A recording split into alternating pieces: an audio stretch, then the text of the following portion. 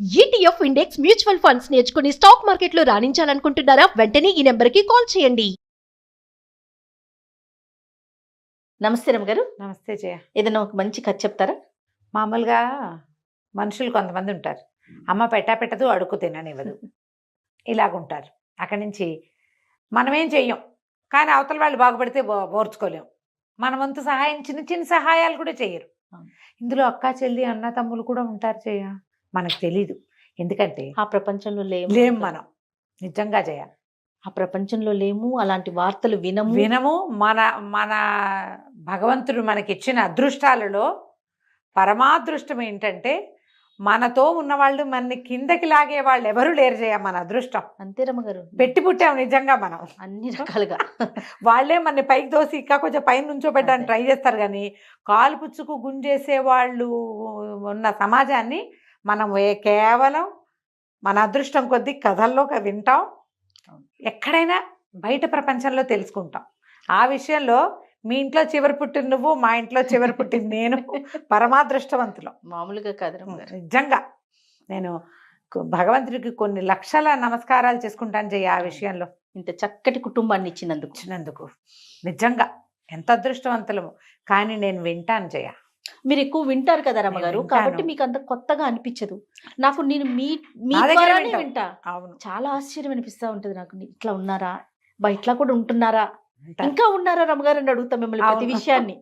ఎప్పుడు ఉంటారమ్మా. అన్నదమ్ముల్లో రెండో వాడో మూడో వాడో బాగుపడితే ఓర్చుకోలేని వాళ్ళు,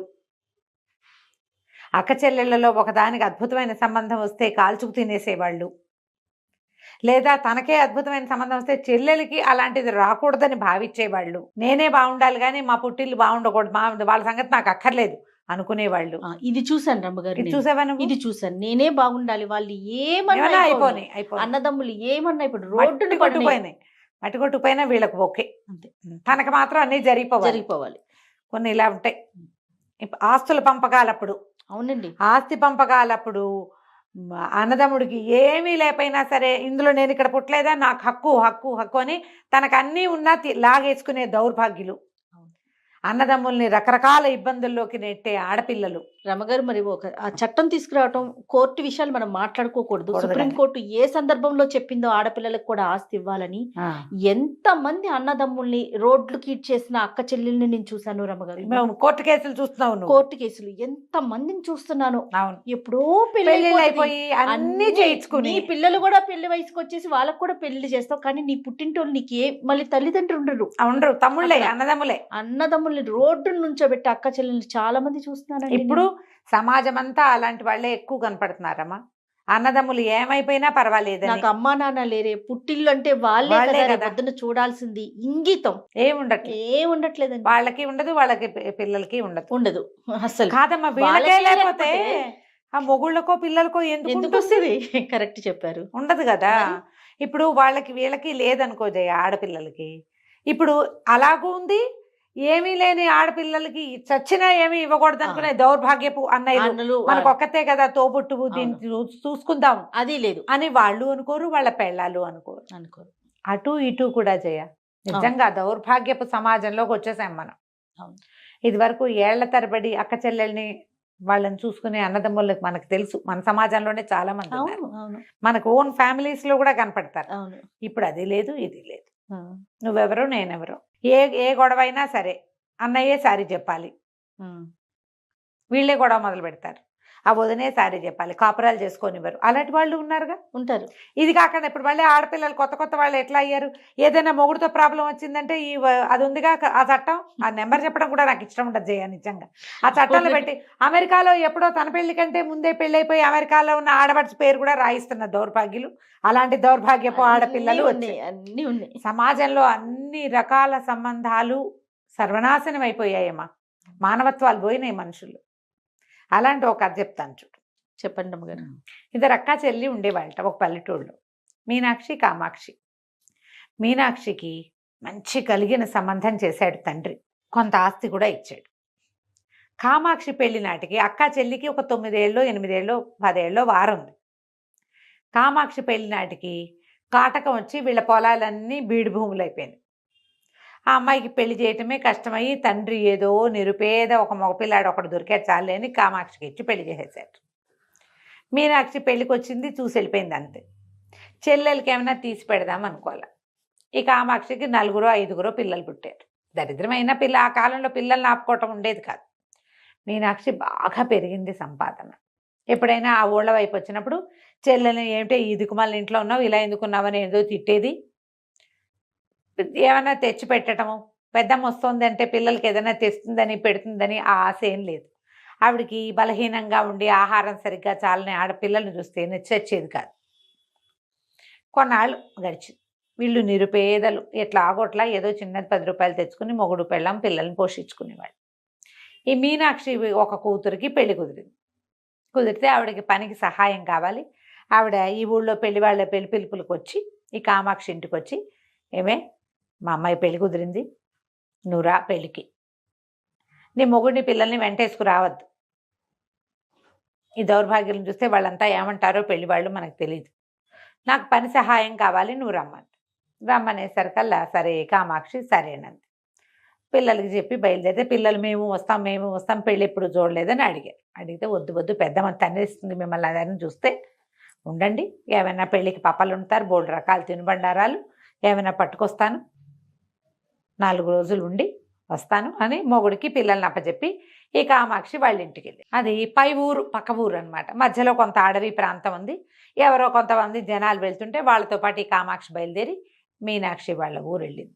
రాగానే అక్క ఇవి మైకి ఇల్లప్ప చెప్పింది. గిన్నెలు దోవటాలు, సామాన్లు సర్దటాలు, వాకిళ్ళు లోడవటాలు, తినుబండారాలు, వంట వాళ్ళు తినుబండారాలు చేస్తుంటే అవన్నీ చక్కగా సర్దటాలు, పనులన్నీ చేయించింది. పెళ్లి వాళ్ళకి ఎవ్వరికి ఈ అమ్మాయిని చెల్లెలుగా పరిచయం చేయలే. పనిచేసే అమ్మాయి బోడంతమంది పని వాళ్ళు ఉన్నారు. ఇది ఇంట్లో మనిషి కాబట్టి అక్కయ్య వస్తువు కాబట్టి కొంచెం జాగ్రత్తగా చేస్తుంది. కాస్త ఏమైనా పని వాళ్ళని కేకలిస్తే లేచకపోతారు. చెల్లెలు ఎక్కడికి వెళ్తుంది, దీన్ని ఎన్ని తిట్లు తిట్టినా ఇది ఇక్కడే పడి ఉంటుంది. 4 రోజులు గడిచినాయి. మొదటి రోజు చేసినవి మిగిలినాయి, 2వ రోజు చేసినవి మిగిలినాయి, 3వ రోజువి మిగిలినాయి. 4వ రోజు ఆ మిగిలిపోయిన తినుబండారాలన్నీ ఓ పళ్ళెంలో ఒక మూట కట్టుకుని, అక్కయ్య పెళ్లి హడావిడంతా అయిపోయింది కదే, పిల్లల్ని చూసొస్తూ 4 రోజులైంది వదిలిపెట్టి ఇంటికి వెళ్తానంటే ఆ మూటలో ఏమున్నాయే అని అడిగింది మీనాక్షి. అడిగేసరికల్లా ఈ అమ్మాయి ఏమంది, ఇవాళ వంటకాలన్నీ సర్దేశాను, ఇవి 3 రోజుల నాటి వంటకాలు పాసిపోతాయి ఇంకా ఉంటే, అందుకని పిల్లలు తింటారని పట్టుకెళ్తున్నానంటే ఆవిడేమంది, ఇంత దూరం మోసుకెళ్ళి ఈ పాసిపోయినవి నీ పిల్లలకు పెట్టాల్సిన పని ఏముంది, అయినా కుడుతొట్లో పడేస్తే గొడ్లకి తిండి కాదా అని నువ్వు చేతులు ఊగించుకుంటూ వెళ్ళొచ్చు అని చెప్పి కసిరేసి, అయినా నా ఇంట్లో వస్తువు నా గొడ్లకి వెళ్ళాలి కానీ నీ పిల్లలకి వెళ్తే ఎట్లా, పెళ్ళికి వచ్చావు పని చేసావు వెళ్ళు అంతే, 4 రోజులు ఇక్కడే కదా పడి తిన్నావు 4 పూట్ల, మీ ఇంట్లో ఉంటే 1 పూట తినేదాన్ని నువ్వు, మీ ఊళ్ళో ఉంటే ఏం తింటావు, గుప్పెడు మెతుకులు తింటే గొప్ప, గంజి తాగితే గొప్ప, 4 రోజులు షడ్రసోపేతంగా తిని నున్నబడ్డావు నువ్వు. పోయి ఆ సంచిలో ఉన్నవన్నీ కుడితొట్లో పోయని బలవంతంగా అక్క ఏం చేసింది, 2 తిట్లు తిట్టి ఒక తోపు దోసి ఆ మూటలో ఉన్నవన్నీ కుడితొట్లో పోయించేసింది. చెల్లెలు వెళ్తుంటే ఓ కొత్త బట్ట లేదు, ఓ పాత బట్ట లేదు, ఓ తినుబండారం లేదు, తాంబూలం లేదు. బయలుదేరి తీసేసింది. నేను పెళ్లి వాళ్ళ ఇంటికి వెళ్ళాలి, నువ్వు బయలుదేరు అని చెప్పి తన పెళ్లి వాళ్ళ ఇంటికి బండిలో వెళ్తూ కూడా ఊరు చివర పెండ మీద వదిలిపెట్టచ్చు కదా, వదిలిపెట్టచ్చు చెల్లెని నడిచిపోమని, దానికి బండి ఏం అలవాటు, వదిలేసింది. ఈ మీనాక్షి కామాక్షికి పిచ్చి దుఃఖం వచ్చింది. 4 రోజులు ఇక్కడ ఉన్నా కదా, తింటుంటే అన్నం కూడా పోలా నోట్లోకి, అయ్యో పిల్లలకి ఏం పెట్టలేదే, ఏం తింటున్నారు అని బెంగొచ్చింది. నానా చాకరీ చేశా, 4 పిండి వంటలు పిల్లలకి పట్టుకెళ్ళని ఇవ్వకూడదు, ఈ పని ఎవరింట్లోనో ఏ పెద్దవాళ్ళ ఇంట్లోనో చేస్తే వాళ్ళు ఇవ్వరు, 4 రూపాయలు చేతిలో పెట్టి 4 తినుబండారాలు ఇచ్చి ఏదైనా ఒక కొత్త గుడ్డ ఇచ్చి ముత్తైదువని బొట్టైనా పెట్టేవాళ్ళు, ఇది ఏమీ చేయలేదే నా బతుకు, దౌర్భాగ్య బతుకు, దిక్మాల బతుకు చాలించేయాలి, నా వల్ల కాదు ఈ బతుకు బతకటం, ఈ నిరుపేద బతుకు బతకపోతే ఏమైంది, 4 పిల్లలు నాకు లోటు లేకుండా అని కళ్ళలో నీళ్లు గారుస్తూ నడిచి వెళ్తుంటే కాళ్ళ కింద ఏదో పడి, తీరా చూస్తే అది ఇంతలా ఇంత పొడుగున్న పాము. అమ్మాయి బాగా వంగి చూస్తే చచ్చిపోయిన పాము. ఏం చేసింది, ఈ పాముని పట్టుకెళ్ళి వండి పెట్టేస్తే పిల్లలు కూడా చచ్చిపోతారు నాతో పాటే అని చెప్పి ఆ పావుని అక్కడ ఏదో కొంచెం పదునుగా చెట్ల కొమ్మలు ఏవో వస్తాయి, కొంచెం ఇంత కోసుగా ఉన్నది కనపడితే తలా తోక తరిగేసి దాని చేత్తో పుచ్చుకెళ్ళింది. ఈ సంచిలో అది పడేసుకెళ్ళింది. ముక్కలు ముక్కలుగా కట్ చేసేసింది పావుని. ముక్కలు సంచిలో పట్టుకెళ్ళి పడేసి ఇంటికి తీసుకుపోయింది. పిల్లలందరూ వచ్చారు, అమ్మ ఏం తెచ్చావే అంటే పెద్దమ్మ చేప ముక్కలు ఇచ్చింది, పులుసు వండి పెడతాను అంటే మొగుడు బియ్యం ఉన్నాయి అన్నం వండుతాను అన్నాడు. ఓ పొయ్యి మీద బియ్యం పక్కన పెట్టి ఈ చేప ఇవి ఉన్నాయిగా పావు ముక్కలు, ఈ పావు ముక్కలన్నీ ఓ కుండలో పడేసి కాస్త నీళ్లు పోసి వచ్చి అంత చింతపండు పడేసి పొయ్యి మీద ఎక్కించి వెతికితే కాస్త ఉప్పు పసుపు ఉన్నాయి ఇంట్లో. అంత చారెడు ఉప్పు వేసింది, ఉప్పు కాస్త పసుపు వేసింది, కారం లేదు. దౌర్భాగ్యం బతుకు, కారానికి కూడా ముష్టికెళ్లాల్సిందే మనమని రేపు పులుసు వేసి చూస్తూ ఉండు, నేను అవతలింటికి ఎక్కడికైనా వెళ్ళి కాస్త కారం అరువు తీసుకొస్తాను అని చెప్పి మొగుడిని పులుసు ముక్కలు కదపమని పొయ్యి దగ్గర వెళ్ళింది. నుంచోబెడితే ఈయన ఏం చేశాడు, పులుసు కొత్త ఉడుకుతోంది లోపల, ఏదో పదార్థం మాంసం పావుదైనా కూడా ఉడుకుతోంది కదా. ఉడుకుతుంటే ఇతను ఏం చేశాడు, అంత కట్టె చెక్కగా ఇవి ఉంటాయి కదా పులుసులు కదిపే గరిట, ఆ గరిటని ఆ కుండలో పెట్టి ఇట అన్నాడు. అనేసరికి ఇంటి కటకట అని తగిలింది. అర్థం కాలే, ఏమిటి చేప ముక్కలు తెచ్చానంది, ఏవో రాళ్ళు తగిలినట్టు తగులుతున్నాయి ఏమిటి లోపల అని లోపల చూస్తే కుండలో ఏమిటో మిలమిలలాడుతో. ఇతనికి అర్థం కాల ఏమిటో అది. ఈ లోపల పిల్ల ఆవిడమ్మ ఏం చేసింది, ఈ వీధిలో వాళ్ళు ఎవరు అప్పులు ఇవ్వరు దీనికి, పాపం అమ్మాయి కామాక్షికి. అవతల సందులో ఉన్న పాత పరిచేస్తులు ఎవరింటికో వెళ్ళి ఓ చారం వచ్చే అంతగా గిన్నెడు కారం చేత్తో పుచ్చుకొచ్చి, ఆ కారం పుచ్చుకొచ్చి పులుసు దగ్గరికి వచ్చేసరికి మొగుడు అన్నాడు, ఏమిటో కర్ర పెట్టి కదిపితే శబ్దం వస్తోందే, అందులో ఏముందో చూడు, ఏదో మిలమిల్లాడుతోంది లోపల, ఏం వేసావు, ఏదైనా రాయా రప్ప ఏమిటే అన్నాడు. ఈ అమ్మాయి ఏం చేసింది, పల్లెటూర్లు కదా, ఒక లాంతర్ చేత్తో పుచ్చుకొచ్చి దీపం పెట్టి చూస్తే లోపల ఈ అమ్మాయి 8 ఇంతంత మాంసపు ముక్కలు పాము కట్ చేసి వేసింది. 8 బంగారు కణికలు ఉన్నాయి అందులో. అది ఏ దివ్య సర్పమో, ఆ ఉడికేసరికి అది ఆ చింతపండు తగిలేసరికి అలా బంగారుగా మారిపోయింది ఆ పాము. ఇద్దరు పొయ్యి మీద నుంచి దించి కింద పెట్టారు. ఒక కణిక బయటికి తీశారు, అంతుంది. ఇంతంత ముక్కలు ఉన్నాయి పాము ముక్కలు, మెరిసిపోతోంది బంగారు. కడిగి చూశారు, నేలకేసి కొట్టారు, నేల మీద గీశారు, బంగారమే. దేవుడు మన ఇట్ట కరుణించాడు. చచ్చిపోదాం అనుకున్నాను నేను. చెప్పింది మొగుడికి పాము ముక్కలు చేసి పట్టుకొచ్చా, చేప అని చెప్పా పిల్లలకి, ఇది ఎట్టా అయింది, దేవుడు కరుణించాడు మన్ని. ఆ బంగారు కణికని తీసుకుపోయి బంగారపు కొట్లో అమ్ముకున్నారు.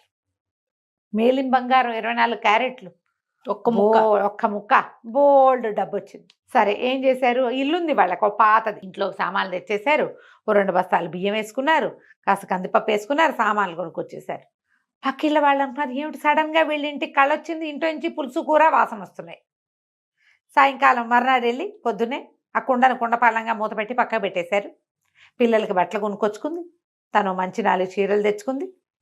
చుట్టుపక్కల వాళ్ళందరూ ఏమనుకున్నారు, అక్కయ్య కూతురు పెళ్ళికి వెళ్ళింది, అక్క ఏదో దీనికి సహాయం చేసింది, అందుకని వీళ్ళకి వడ్లు వచ్చినాయి, బియ్యం వచ్చినాయి, పప్పులు ఉప్పులు వచ్చినాయి, పిల్లలకి బట్టలు వచ్చినాయి, ఇల్లు వాకిలి శుభ్రంగా ఉన్నాయి. నీకు ఆహారం కడుపు నిండా వెళ్ళిందంటే ఇల్లు ఆటోమేటిక్గా కళ వచ్చేస్తుంది. అంతేగా, అన్నమే కదా ఇంటికి కళ. 2, 3, 4 రోజులు గడిచినాయి. ఊళ్ళో వాళ్ళు ఒకళ్ళుగా చెప్పుకోవటం మొదలుపెట్టారు. కామాక్షికి కలిసి వచ్చింది, వాళ్ళకి ఏదో డబ్బు సహాయం చేసింది. వీళ్ళు ఏం చేశారు, వారం గడిచేసరికల్లా ఇంటికి సున్నం వేసుకుందామని సున్నాలు వేసుకోవటం మొదలుపెట్టారు. డబ్బులున్నాయి మరి వాళ్ళ దగ్గర. ఎప్పుడైతే ఇంటికి సున్నం వేసిందో, ఈ ఊళ్ళో బండి వేసుకుని వెళ్ళిన ఒక పెద్ద మనిషి ఎవరో మీనాక్షికి చెప్పాడు, మీ చెల్లెలు ఇంటికి సున్నాలు వేసుకుంటుంది, నువ్వేదో ధన సహాయం చేశావు. ఆనంగానే లబలబలాడిపోయింది మీనాక్షి, నేను పావలా ఇవ్వలా, ఇది ఎట్టా వేసుకుంటోంది అంటే మా ఇంట్లో నుంచి ఏదో కొట్టేసింది అనమాట. ఇల్లంతా వెతుక్కుంది, ఏమీ కనపడలా, అన్ని వస్తువులు మన దగ్గరే ఉన్నాయి, కానీ చెల్లెలకు కలిసి వచ్చింది అంటే అది నాదే. ఆ ఊరెళ్ళి వారం తిరగానే ఆ ఊరెళ్ళి అక్కడున్న న్యాయాధికారికి ఫిర్యాదు చేసింది, మా చెల్లెలు సడన్గా బాగుపడింది, నేనేం సహాయం చేయలేదు, మా ఇంట్లో నుంచి ఏదో కొట్టేసింది, ఏం కొట్టేసిందో కూడా మాకు అజరాకుండా చేసింది, దానికి తెలివులు ఉన్నాయి, ఇన్నాళ్ళు నంగిలా ఉంది, ముంగుమొహం వేసుకుని ఉండేది, ఏదో కొట్టేసింది, నాకు న్యాయం చేయండి, నాకు కొట్టేసిన వస్తువు నాకు ఇప్పించాలి అని. ఇల్లంతా వెతికినా ఏం కొట్టేసిందో తెలియలా. సరే న్యాయాధికారి వీళ్ళింటికి సమన్లు పంపించాడు. మొగుడు పెళ్ళాం ఇద్దరు వెళ్ళారు. వెళ్ళేసరికి ఆయన అడిగాడు, ఏమమ్మాయి నీకు ఎట్ట కలిసి వచ్చింది, మీ అక్క నేనేమి ఇవ్వలేదంటుంది. అంటే ఈ అమ్మాయి ఏం చేసింది, అయ్యా నేనేం చేయనండి, మా అక్కయ్య నాకేమి ఇవ్వలేదు, నన్ను ఇట్లా చేసింది, ముత్తైదు బిడ్డనండి నాకు మొహాన బొట్టైనా పెట్టలేదు, తిరిగి వస్తుంటే ఒక పెద్ద పాము కనపడింది, దాన్ని ముక్కలు చేసా, పొయ్యి మీద పెట్టా, బంగారం అయింది అనేసరికల్లా ఆవిడ ఒప్పుకోలే, ఇది అబద్ధాలు చెప్తోంది, సాక్ష్యం చూపించమనండి అనగానే ఈ అమ్మాయి ఏం చేసింది, కుండ మూల పెట్టి దాచుకున్నారుగా పులుసు మా పాము ముక్కలు ఉన్నది, కుండ తీసుకొచ్చి న్యాయాధికారికి చూపించేసరికల్లా ఆ కుండ అని ఎదురుగుండా పెట్టి న్యాయాధికారి అంటే, అమ్మ నీదైతే కుండలో చేపెట్టి నీ వస్తువు నువ్వు తీసుకో, నా బంగారమే తెచ్చి అది కరగేసి పాము అని అబద్ధం చెప్తోంది అంటుంది అక్క. కుండలో చేపెట్టేసరికల్లా బుస్సుమని లేచింది పాము లోపల నుంచి, బుస్సుమంది, చచ్చిపోయారు జనాలు. దానికి తలా తోక లేవు. అదే కదా కామాక్షి చెప్తోంది, తలా తోక కత్తిరించి తెచ్చానండి, మామూలు బుసకొట్ల హడిలిపోయి వెనక్కి పడిపోయింది. ఈయన న్యాయాధికారికి అర్థం కాల. అమ్మాయి కామాక్షి నువ్వు తీసుకోమ్మా, అందులో నుంచి ఏం వస్తువు ఉందో, నువ్వు బంగారు కణికని కరగబెట్టానన్నావు కదా అంటే, ఆ కామాక్షి దానికి ఏం భయం, ఆల్రెడీ తీసిందిగా, చేయబెట్టి బంగారు కణిక బయటికి తీసి దీనికి వచ్చింది, దానికి రాల. అది న్యాయాధికారి నాడు ఇందులో నీదేం లేదు, నువ్వు వెళ్ళిపో, ఈరోజు ఇంకోసారి ఇట్లాంటివి చేస్తే మర్యాదగా ఉండదు, వెళ్ళిపోమన్నారు. ఊళ్ళో వాళ్ళంతా కామాక్షిని మెచ్చుకున్నారు. ఇప్పుడు అక్కడ అక్క దగ్గర తనకి రూపాయి ముట్టకపోతే, తనకు ఒక్క తిండి వంట కూడా రాకపోతే, ఇంకోతైతే ఏదైనా తీసుకొచ్చేసాను అక్కయ్య ఇంటి నుంచి. అది చచ్చిపోదాం అనుకున్నందుకు భగవంతుడు ఈ అమ్మాయికి మేలు చేశాడు, అంతేగా. అంతే అందరూ చెప్పుకున్నారు, అది పిశాచం అక్క కాదు అది, కనీసం పిండి వంట కూడా. ఈ కథ అంతా బయటకు వచ్చేసింది, నేనేమి ఇవ్వలేదండి అక్క, నా చేత్తో నేనేమి ఇవ్వలేదని అందరి ముందు అవి ఒప్పుకుంది. ఇప్పుడు కామాక్షి మా అక్కయ్య నాకేం పెట్టలేదంటే, ఏదో పెట్టే ఉంటుంది, ఊరికే 10 స్వీట్లైనా ఇవ్వకుండా ఎందుకుంటారమ్మా, మరీ విడ్డూరంగా చెప్తుంది అనుకుంటాం. అవును, నేనేమి ఇవ్వలేదు అని అవతల వాళ్ళే ఓపెన్గా చెప్పినప్పుడు ఇక తెలిసిపోయిందిగా. ఇక ఏనాడు మీనాక్షి ఈ ఊళ్ళోకి రాలా. కామాక్షి మాత్రం శుభ్రంగా తమకి భగవంతుడు అనుగ్రహించిన బంగారాన్ని నమ్ముకుని పిల్లల్ని వృద్ధిలోకి తెచ్చుకుంది, వ్యాపారం పెట్టుకున్నారు, హాయిగా వాళ్ళ జీవితాలు వెళ్ళిపోయినాయి. కథ కంచికి మనం ఇంటి. ఎంత బాగుందో రమ్మ గారు. నమస్తే. నమస్తే చే.